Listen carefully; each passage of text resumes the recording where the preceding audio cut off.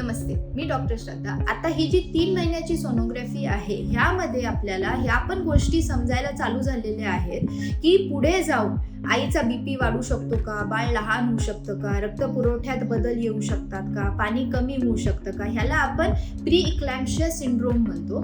जेणेकरून आपण पुढे हे होऊ नये म्हणून आतापासूनच काळजी घेऊ शकतो. अर्थात आपण भविष्य बघू शकतो व भविष्यात जर ऍक्सिडेंट होणार असेल तर आपण आताच सीट बेल्ट लावण्याचा प्रयत्न करू शकतो व सीट बेल्ट लावल्यानंतर माझे जे कॉम्प्लिकेशन्स आहेत ते कॉम्प्लिकेशन्स 7व्या-8व्या महिन्यानंतर आले तर आईला पण काही होत नाही व आपल्याला गर्भ पण चांगला भेटतो. ही झाली 3 महिन्याची सोनोग्राफी व त्याचे फायदे तोटे.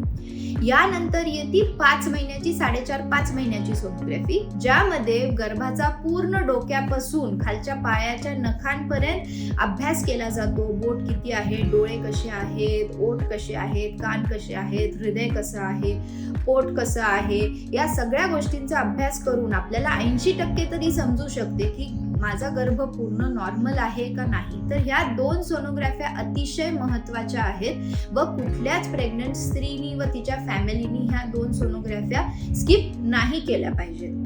धन्यवाद.